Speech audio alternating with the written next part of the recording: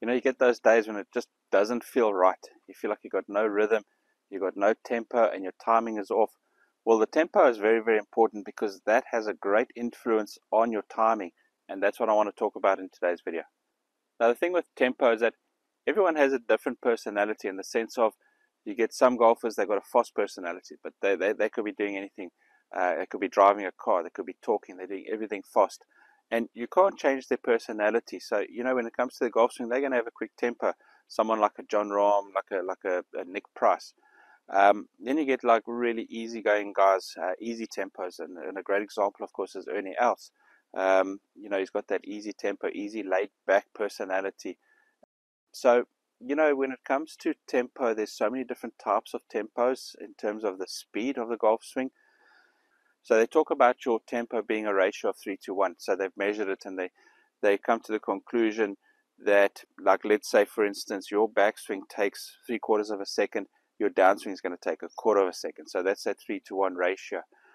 But I want you to think of it a little differently. I don't want you to think of it in that way. I want you to think of a 1 to 1 ratio in the sense of, I want your downswing, I want you to feel like your downswing is the same speed as your backswing. Okay?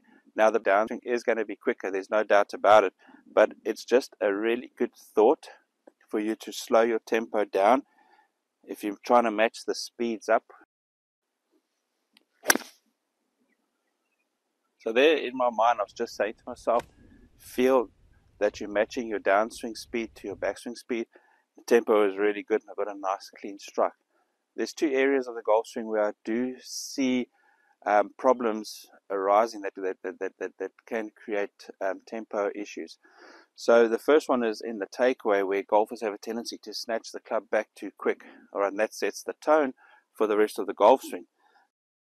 You know, when it comes to the takeaway, you kind of want to feel like you're pushing. Imagine there's a big heavy boulder just behind your ball here, and you want to be pushing that boulder out of the way. So, you know, it's going to be a really more of a deliberate takeaway. It's not going to be so rushed. The other area is in the transition. You know, the transition gets too fast. And someone says to you, oh, your swing was too quickly.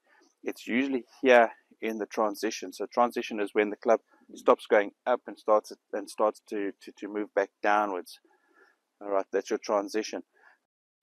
A good drill for that is to feel the pause at the top.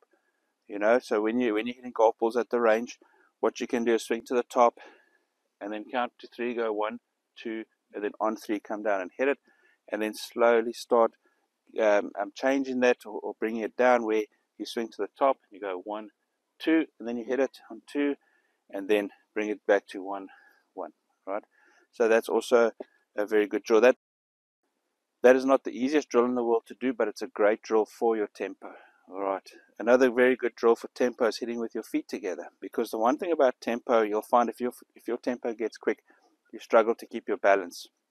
Now, if you hit shots with your feet together and you just focus on making sure you keep your balance, because when your stance is narrow like this, you don't want to swing flat out. You're gonna fall over. So if you just focus on keeping your balance, so just feet together, just nice easy swings, just keeping your balance.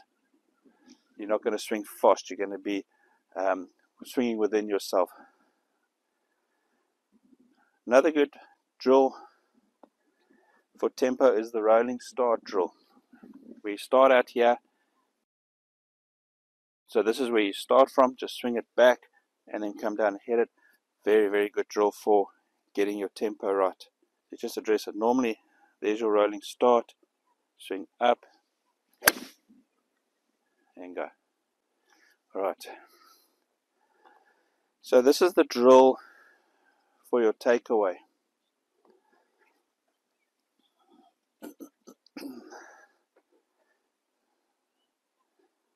Take an alignment stick,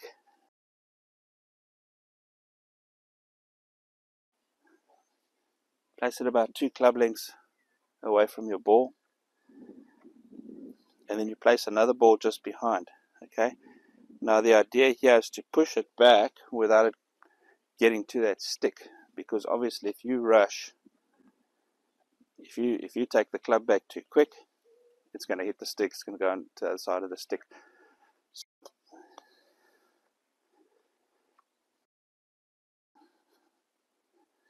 got that stick behind. You don't want to push this ball that far back, so you're going to be taken back a lot slower.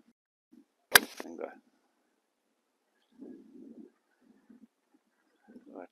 So with tempo, don't fall into the trap of thinking, because we know we want to hit the ball out the sweet spot. That's how we get our maximum benefit, right? Hitting it out the sweet spot. If you're jumping on a trampoline, you want to jump in the center of the trampoline to get the most spring. Jumping on the side of the trampoline, you're not going to get that spring. So it's the same with the golf club. You want to be catching it in the sweet spot, in the center of the trampoline, yeah? Okay, but a lot of times I think we fall into the trap of, you know, especially when we're not swinging well, we're not hitting the ball well, we think, oh, well, if we swing harder, we swing faster, even if we don't catch it in the sweet spot, you know, we're still going to get the distance that we're looking for. But of course, that's fixing a fault with a fault in a sense, and you don't want to go that route. You actually want to go the other way, where you want to slow it down to ensure more centered strike, and that's why the tempo becomes really important. Try those drills. There's one that is going to suit you and one that is going to benefit you. There's one that's definitely going to fix your tempo to stop you from rushing. You get that nice tempo that suits your personality type. You'll be playing better golf from there. I'm Owen, and I want you to start playing golf better than you imagined. Thanks for watching, and if you know this video is going to help you, be sure to subscribe so that you don't miss out on any of my future instruction or tips.